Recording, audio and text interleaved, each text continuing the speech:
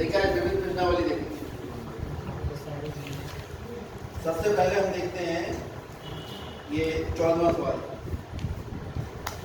एक व्यक्ति की बौद्धिक उपलब्धि IQ, कहते हैं भाई IQ तुम्हारा अच्छा IQ खराब है, तो IQ बुद्धि नापने का एक मात्रक होता है।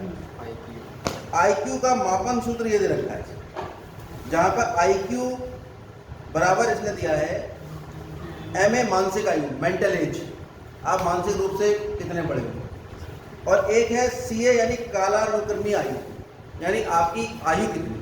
जैसे कोई मान लो 15 साल का बच्चा है, ठीक है, और बुद्धि उसकी 8 साल है ना, मान लो थोड़ा सा समझने में थोड़ा कमजोर है, तो बुद्धि उसकी थोड़ी उम्र के हिसाब से कम रहेगी। कोई बच्चा है उसकी उम्र 15 साल है, लेकिन वो सोच 40 साल के व्यक्ति से भी ऊपर से रहा है, तो उसकी मानसिक आयु ज़्यादा हो जाएगी, है ना। तो IQ किसका ज़्यादा होगा? जिसकी मानसिक आयु ज़्यादा होगी, है ना।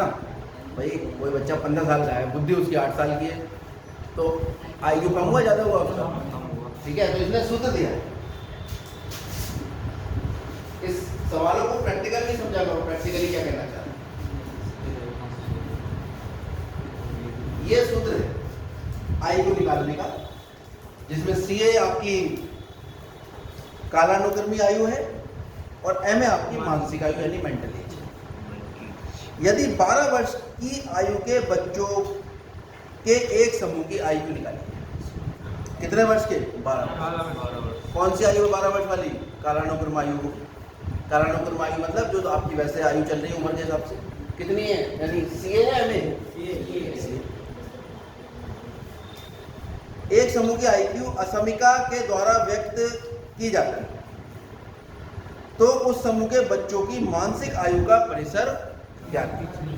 यानी CA बराबर दे दिया उसने हमें, और कह दिया IQ जो है वो कितने से कितने तक है? 80 से 140 तक। IQ या तो 80 से बड़ा है और 140 से छोटा है। एक आंकड़ा निकाला इन्होंने, 12 साल की सबसे कम जो मानसिक आयु आई IQ आया वो 80 है, और सबसे ज्यादा IQ आया वो 140। ठीक है, वो कह रहे हैं कि भाई ये तो IQ की रेंज आ गई। अब अगर उम्र 12 साल है तो आप मेंटल एज की रेंज निकाल दीजिए कि मानसिक आयु उसकी कहां से कहां तक हो सकती है। जैसे मैंने कहा 15 साल के बच्चे की जो है 8 साल, तो क्या ऐसा हो सकता है 15 साल के बच्चे की मानसिक आयु जो है वो 1 साल की हो जाए? 1 साल का बच्चा तो कुछ भी नहीं जानता है, क्लियर हो रही बात। तो ये जानना चाहते हैं, तो चलिए यहाँ पर IQ का सूत्र लगाओ, मेंटल एज बटे CA गुणा 100, छोटा हो गया इससे। अब CA का मान तो बता दिया 12 लगा दो, मेंटल एज बटे 12 यहाँ मैं X भी मान सकता हूँ उसको, तो मेंटल एज से काम चल जाएगा यहाँ तरफ समझते हैं। तो सबसे पहला काम तो 100 से भाग करो, तो मेंटल एज की तो रेंज निकालनी है, पूरे तीनों को 100 से भाग करो।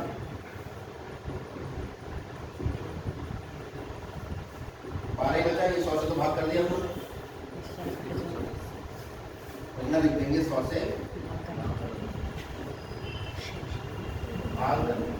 आप किसी धनात्मक राशि से किसी भी असमीकाओं को भाग कर सकते, ऋणात्मक से नहीं कर सकते।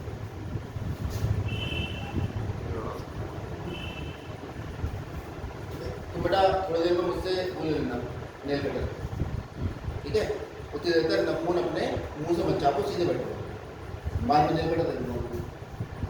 ये आ गया, यहाँ 0 से 0 कट कितना आ गया? 8 बटे 10, चलो काट लो बेटा, काट अपनी बचाइए। 0 से 0 काटो, 4 दूनी 2 चौक 8, 2 बटे 10 कितना हो गया? 4 बटे 5, 4 बटे 5, ये कितना हो गया?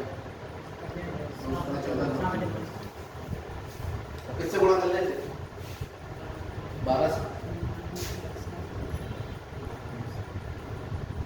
पूरे समीकरण को 12 से गुणा कर, 50 समीकरण।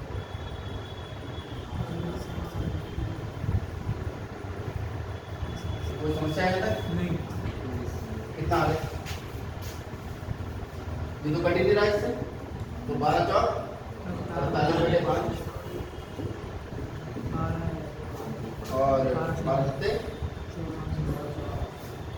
84/5। 5 मुझे नहीं दिख रहा, तुम लोगों को कैसे दिख रहा होगा? अब इसे पॉइंट में जरा काट लो, कितना आ गया? 5 में 45, 5 30, 5 का 5 3, 5 का 3, 5 के 40। जिस व्यक्ति की मानसिक आयु 12 वर्ष है, उस व्यक्ति का आईक्यू जो है वो 9 मेंटल एज उसकी जो आएगी वो 9.6 वर्ष से लेकर 16.8 वर्ष तक की निकल कर आएगी, अगर आईक्यू इस रेंज में रहता है। पूछा क्या है इसने? तो मानसिक आयु का परिसर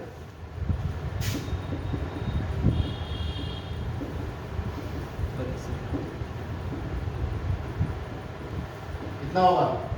9.6, 16.8 और इक्वल टू लगाए क्या? नहीं लगाए?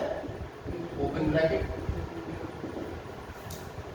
ये तो जानते हो, ब्रैकेट में अगर लिखते हैं अंतराल होता है छोटे से बड़ा और बड़े से छोटा। और अगर इसे शब्दों में लिखोगे तो ऐसे लिखोगे कि भाई 12 वर्ष के आयु वाले बच्चे का जो मानसिक आयु होगी वो 9.6 से अधिक और 16.8 से कम होगा। चलिए 13वां सवाल। किताब सभी के पास है? ये तो लिख दे, हाथ ऊपर दिखाओ कितने बच्चे किताब लेके आए। हाँ, किताब के साथ हाथ ऊपर करो, किताब ऐसे करके, ये हाँ हाँ ये कितने बच्चे हैं? एक। बस किताब मिल रही मार्केट में, क्या दिक्कत है? चलो हाँ, लिख लो सवाल लिखवा। पीडीएफ डाल दी थी शायद, मैंने नहीं डाली है अभी? डालिए तो उस पीडीएफ को देख लो, उसी में से सारे सवाल हैं, चैप्टर वाइज डालिए। 45% अम्ल के 1125 लीटर विलियन में कितना पानी मिला है?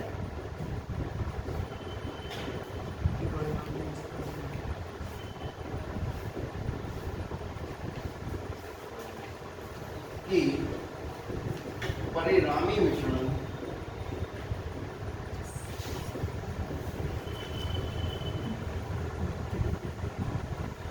में अम्ल 25% से अधिक परंतु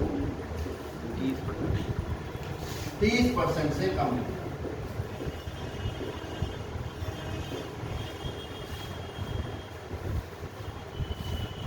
सवाल क्या है? 45% अम्ल है हमारे पास और उसका टोटल जो विलियन है वो 1125 लीटर का विलियन है, और 1125 लीटर विलियन में अम्ल कितना है? 45%। पानी कितना होगा? 55%। चलो कुल विलियन की मात्रा, विलियन तो समझते हो, पढ़ा होगा केमिस्ट्री में, क्या होता है? हाँ, तो इसमें दो लिक्विड आपस में मिले हुए हैं, जिसमें अम्ल की प्रतिशत कितनी है? 40%। अम्ल की मात्रा निकाल देते हैं हम डायरेक्ट, कितनी आएगी? 45% ऑफ 1125 यानी 45/100 गुणा 1125 लीटर। किसकी मात्रा निकाल दी? अम्ल की। किसमें? विलियन। अब पानी की मात्रा निकालो।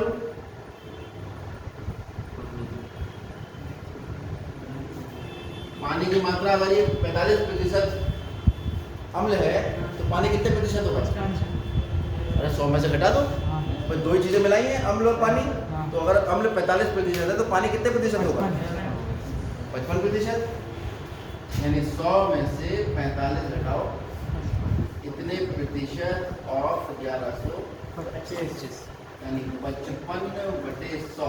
प्रतिशत का मतलब जो भी हल करते हैं वो बटे 100 गुणा कुल मात्रा। ये पानी है, कोई दिक्कत इसमें? हल करने के चक्कर में भी नहीं पड़ा। सवाल क्या कह रहा है? कितना पानी मिलाया जाए? भाई पानी पहले पता तो कर लिया हमने, बजट में इतना पानी है, कितने लीटर पानी। अब हम इसमें मिलाएंगे, माना x x लीटर पानी और मिलाया जाए।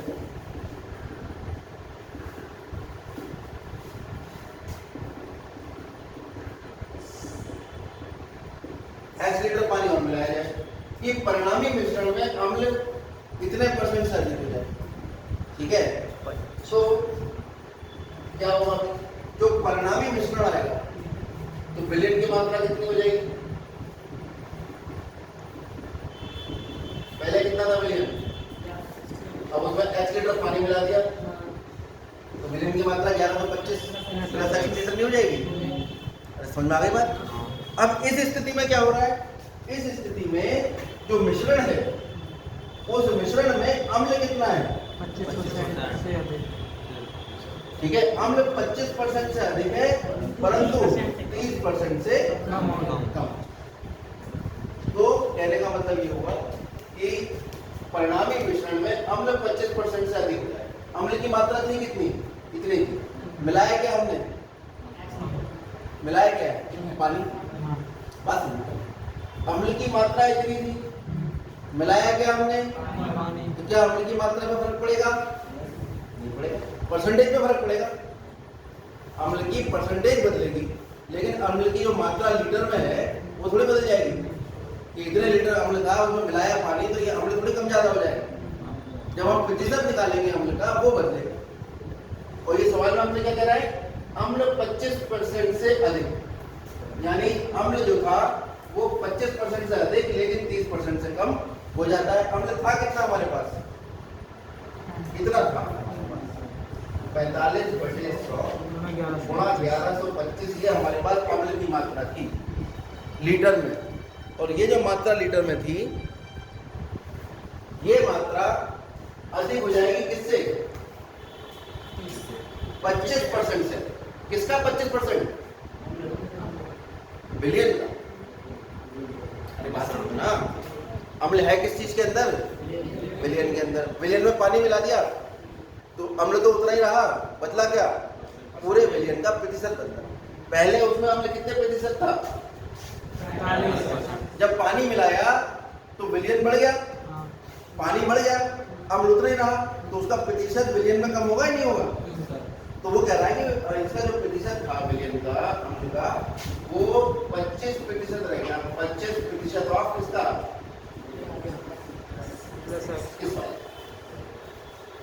नए वाले का 25%। नया विलयन जो आया पानी मिलाने के बाद, उस नए विलयन में अम्ल केवल 25%। 25% से क्या था? ज्यादा। और किससे कम था? 30% से। पता ये वाली बात किसकी समझ रही है? एक बार फिर समझा दूं? समझा एक बार और? कुल विलयन की मात्रा 1125 थी। जिस समय विलयन की मात्रा 1125 थी उसमें अम्ल की मात्रा मात्र 45% थी। प्रतिशत अलग चीज है, मात्रा अलग चीज है। दूध 4 लीटर आ रहा है, 1 लीटर दूध में अगर 20% पानी मिला है, ठीक है, तो उस 1 लीटर दूध में अगर हम 1 लीटर और पानी मिला दें तो जो 2 लीटर दूध आएगा उसमें भी दूध की मात्रा 20% रहेगी क्या? बदलेगी नहीं बदलेगी? पानी की मात्रा मतलब दूध की मात्रा का प्रतिशत बदलेगा लेकिन दूध तो उतना ही रहेगा। 1 लीटर दूध में अगर हमने 700 ml, क्या ऐसे समझो 5 लीटर दूध है, 5 लीटर दूध में 3 लीटर दूध है, 2 लीटर पानी। क्लियर है? अब हमने उसमें 5 लीटर में और 5 लीटर पानी मिला दिया, कितना हो गया? टोटल 10 लीटर हो गया। दूध की मात्रा कितनी रहेगी? वो तो उतनी रहेगी ना, लेकिन प्रतिशत बदल जाएगा। प्रतिशत। तो इसीलिए जब इन्होंने इतने अम्ल में पानी मिलाया तो प्रतिशत में परिवर्तन आया। और प्रतिशत जो परिवर्तन आया ये 25 और 30, ये नए वाले विलयन के आधार पर आया। पुराने वाले विलयन में तो इतने, नया विलयन कितना हो गया? 125%। तो 125% निकाला तो नए विलयन के अंदर अम्ल की मात्रा आ गई 25%। ये नए विलयन की 30% आ गई, लेकिन मात्रा थी कितनी एक्चुअल में अम्ल की? 45/100। यही तो मात्रा है, ये तो परिवर्तन हुई नहीं है, खाली पानी परिवर्तित हुआ है। तो हमने मात्रा को निकाल दिया कि भाई 25% कैसे निकलेगी? नए वाले में इतना अम्ल होगा, नए वाले में 30% कितना अम्ल होगा? इतना। और पहले कितना था हमारे पास? इतना अम्ल था। तो ये वाला अम्ल जो है वो इस ज्यादा होगा और इससे पूरे समीकरण को 100 से गुणा करें, कितना बचेगा? 25 गुणा 1125 प्लस है 45 गुणा 1125 30 गुणा 1125।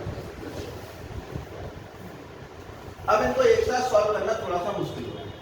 अब हम इन्हें अलग अलग यानी दो समीकरण अलग अलग 25 गुणा 1125 प्लस है, ये गुणा कर लें अंदर, गुणा कर लो, चलो गुणा करो 25 गुणा 1125 प्लस 25, ये 45 गुणा 1125 और ये 30 गुणा 1125 प्लस,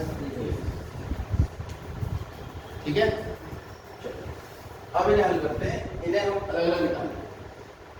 ये 25 गुणा 1125 प्लस 25x, ये छोटा होगा किससे? 45 गुणा 1125 और एक समीकरण यहाँ से बनेगी 45 गुणा 1125 छोटा हो जाएगा 30 गुणा 1125 प्लस 30। इन दोनों समीकरणों को अलग अलग सॉल्व करें तो 25x दोनों तरफ घटा हुई है तो इसका मतलब क्या आ जाएगा हमारे पास? 25x आ जाएगा बराबर 45 गुणा 1125 माइनस 25 गुणा,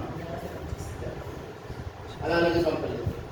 कोई दिक्कत आ रही है इसमें? नहीं, कोई दोनों तरफ ये घटा दिया 25 गुणा 1125, इधर तो 0 हो जाएगा, ये ऐसे समझ लो ये प्लस का है घटाकर, लेकिन ऐसा होता नहीं है, दोनों तरफ हम इसको घटाते हैं, ये आ गया 25। इसमें से कॉमन आ रहा 45, 1125 कितना बचेगा?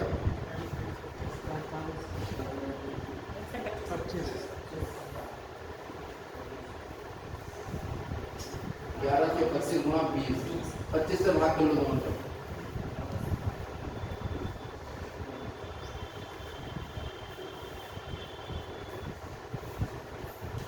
5 और 20, 5 पंजे 25, 5 दूनी 10, 5 दूनी 10, 5 पंजे 25, ये आ गया आपके पास 4 पंजे 20 और 4 दूनी 8 दूनी 10 और 4 दूनी 8 दूनी 9। x का मान 900 से कम है पहले वाले समीकरण को जो मिलती है। अब दूसरे समीकरण हल करते हैं। दूसरे समीकरण क्या है? 45 गुणा 1125 छोटा है किससे? 30 गुणा 1125 प्लस 3 जैसे लिखा है। अब इसको इधर ले जाओ या इसको इधर ले आओ, लाने का मतलब दोनों तरफ से घटा लो, कितना बताओ कितना घटा है? अच्छा 30 गुणा 1125 घटा लो दोनों तरफ से, 30 गुणा 1125 प्लस 30x माइनस 30 गुणा 1125, इससे ही कट जाए, काम करेगा गलत तो कहीं बची नहीं, यहाँ कर बताइए तो थोड़ा सा उतार लिया था, उतार लिया ये उठाना थोड़ा मुश्किल है, इधर करते हैं, यहाँ लेना होगा और इधर ले चलेंगे। ये आ गया हमारे पास 1125 कॉमन ले लेंगे, कितना आ जाएगा? 45 माइनस 30 और बचेगा निशान कौन सा है? लेस देन कितना है? 30। तो 1125 गुणा 15 30, दो तक 30 से भाग करो,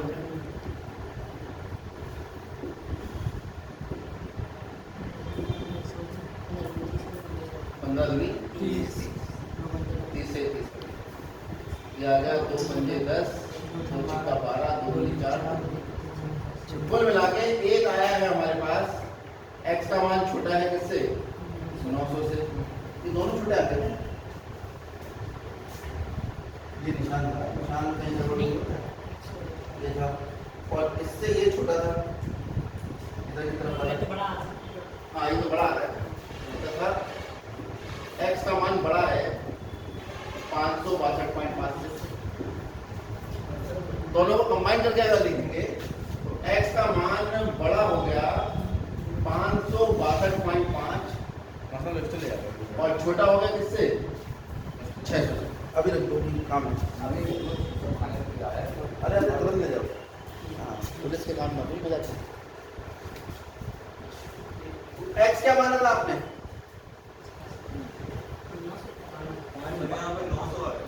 900 एक्स क्या माना था आपने पानी यानी पानी की मात्रा 562.5 लीटर से ज्यादा रहेगी और 900 लीटर से ये इसने पूछा मात्रा पूछी है प्रतिशत ये देखो मात्रा पूछी होगी कितना पानी मिलाया जाए ये नहीं पूछा कितने प्रतिशत पानी मिलाया जाए ठीक है पानी की मात्रा पूछे तो आप लिख दोगे अतः पानी की मात्रा 562.5 लीटर से अधिक तथा 900 लीटर से कम होनी चाहिए